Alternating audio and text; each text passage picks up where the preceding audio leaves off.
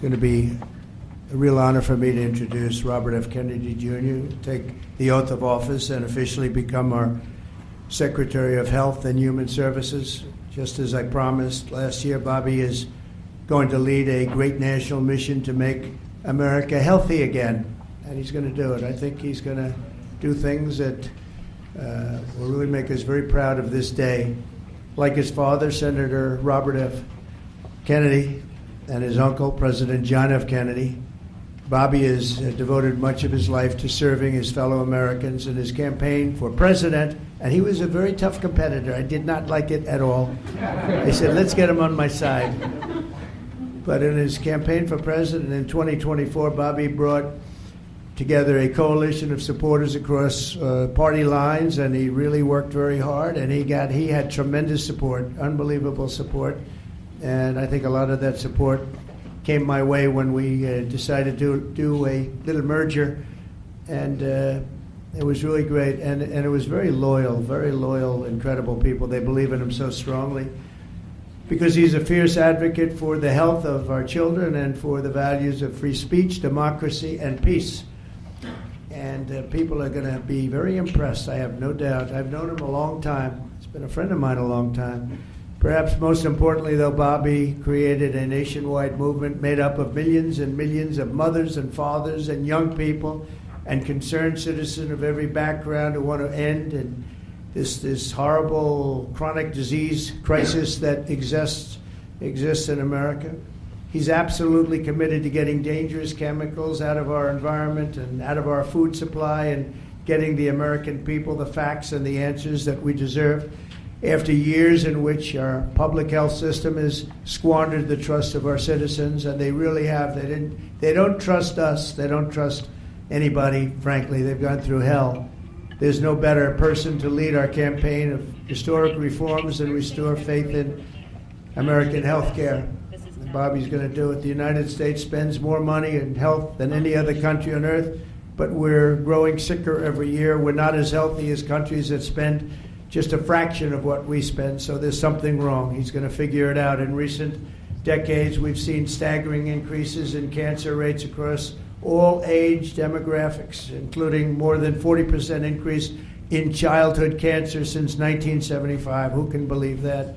And an explosion in other chronic childhood illnesses.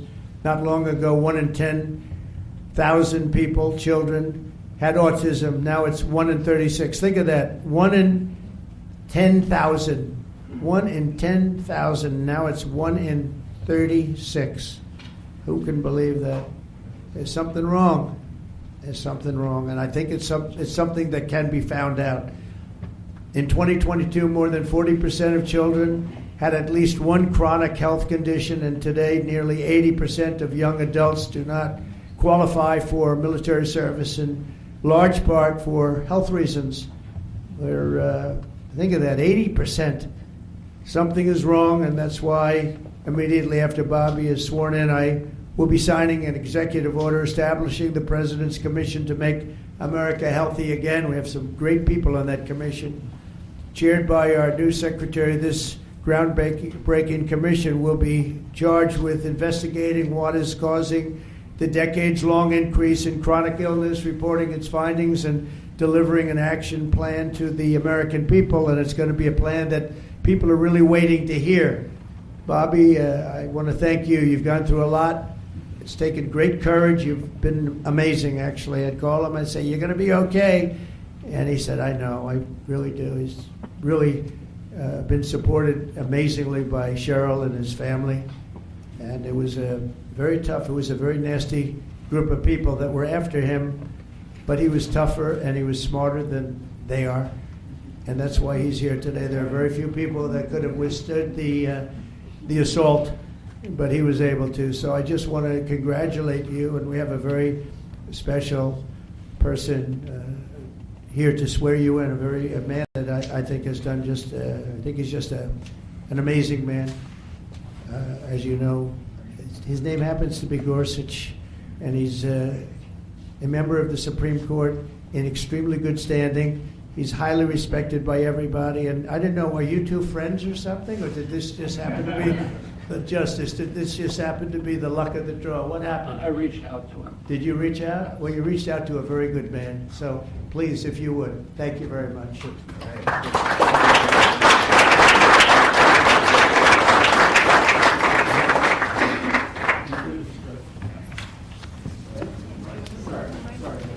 Oh, this has to be done first.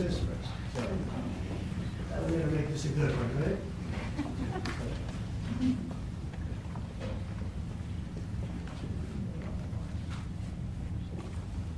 Okay, it's good so far. Good. It's a 10.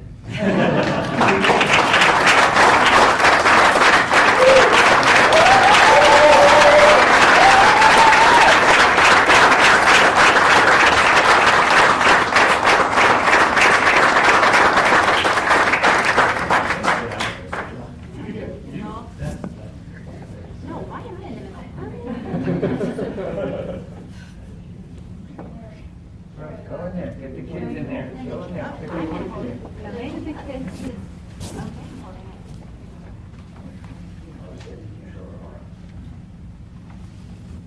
Over here, please. All right.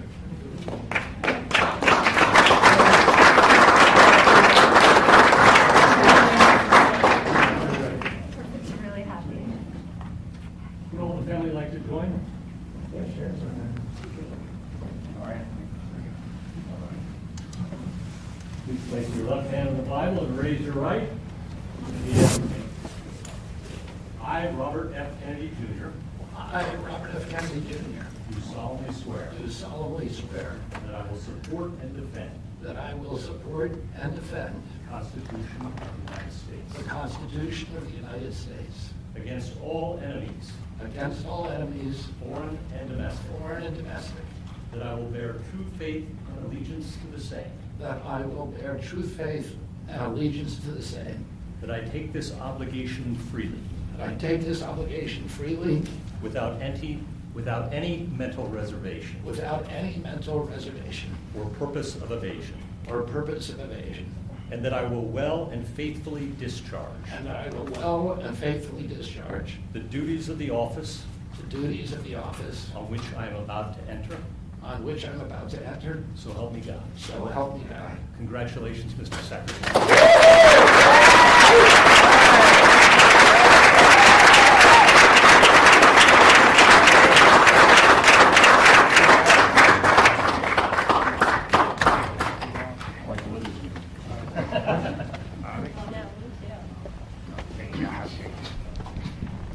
I want to begin by thanking President Trump for giving me this extraordinary opportunity, and I want to introduce my family and thank them for being here. My wife Cheryl, my cousin Anthony Shriver, my daughter Kik, my other daughter Kira, Carolina Shriver, Joey Shriver, Jackson Hines, and Amaryllis Kennedy. And I want to thank all of you for your support and throughout this whole 2.5-year journey. My first time in this Oval Office was in 1961, and I came here to meet, or 1962. I came here and I had a meeting with my uncle, who was president then, where we talked about the environment. He was involved deeply, as we all know, in restoring physical fitness to this country. He challenged at one point during his administration, he challenged Americans to do a 50-mile walk, which I ultimately did, but I remember the day that my father completed his walk. We were staying up at Camp David, and my father came in after 18 hours walking on the C&O towpath with his feet bleeding and blisters on them. My father had one of his best friends was Al Lowenstein. And Al Lowenstein ultimately was a congressman from New York who was assassinated himself in 1980. But Al Lowenstein had started the Dump Johnson movement to get rid of President Johnson and end the Vietnam War. And at the time that he started it, people just thought it was a fool's errand. And ultimately, he asked my father to run for president against Johnson. My father wouldn't do it at that time, and he asked Gene McCarthy. McCarthy did it, and he joined that campaign. And my father ultimately ran, and Johnson then dropped out. So Al Lowenstein succeeded. And although Al Lowenstein was on the other side now, running against my father with Gene McCarthy, my father wrote him a note, a quote from Emerson, where he said, if a single man plant himself firmly on his own ideal and there abide, the whole wide world will come around to him. For 20 years, I've gotten up every morning on my knees and prayed that God would put me in a position where I can end the childhood chronic disease epidemic in this country. On August 23rd of last year, God sent me President Trump. All right. And he gave me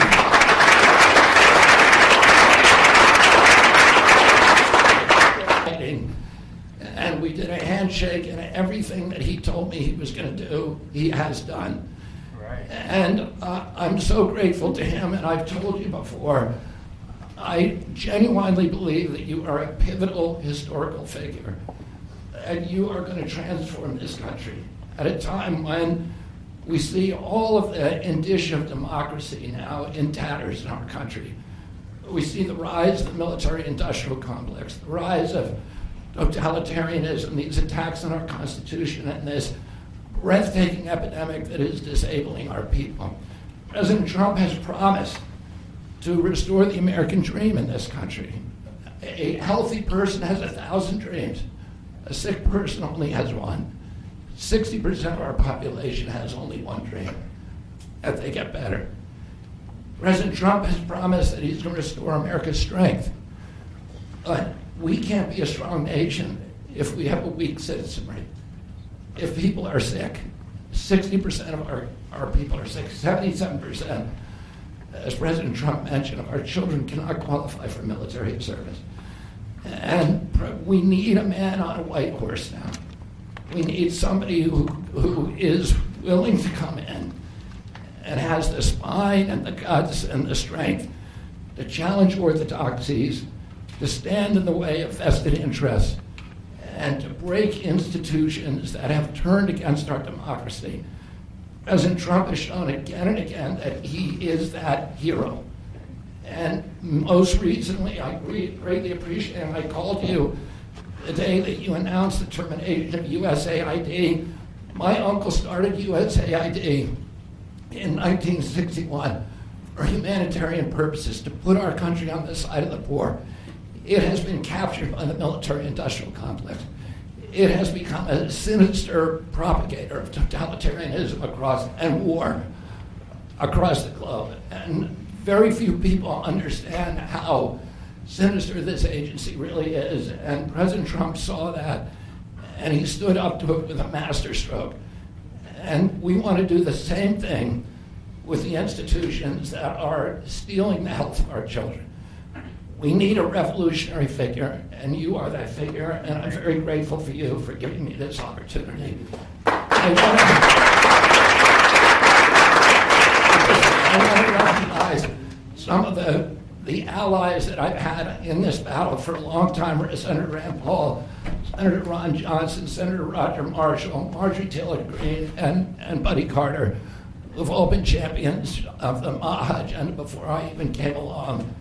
I'm very grateful for you for standing strong. Thank you very much, President.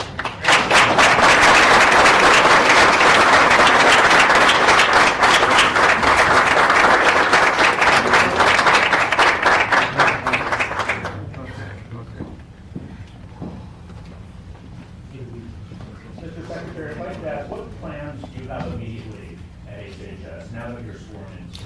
He's going to be running it. He's going to do a great job. What would you like to That's see my to do plan. first? He's going to find out a lot of secrets that have been maybe kept from us, but he's going to come up with some solutions to some big problems, self problems. I think he's going to go down in the record books. I really have confidence. This group has great, even Rand has confidence.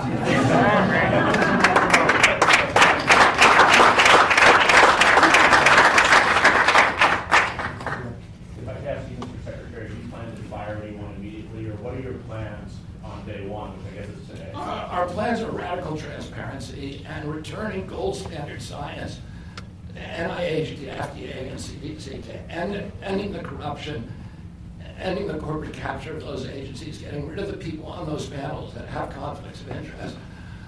We can do unadored and unimpeded science rather than the kind of product that is coming out of those agencies today.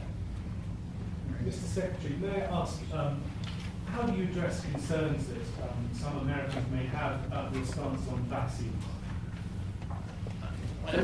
When people actually hear what I think about vaccines, which is common sense, which is vaccines should be tested, they should be safe, everybody should have informed consent, people are reacting because they hear things about me that aren't true.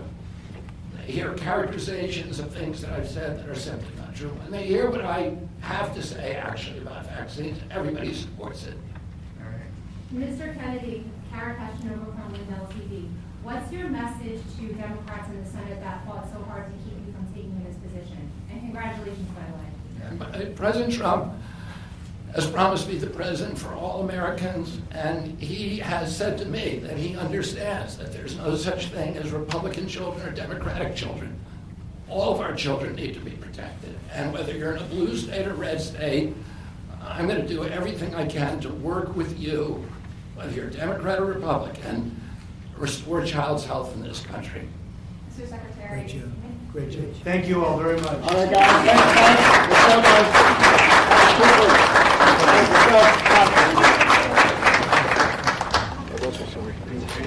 Thank you. Thank you, guys. Let's go quickly, please. Quickly, guys. Come on.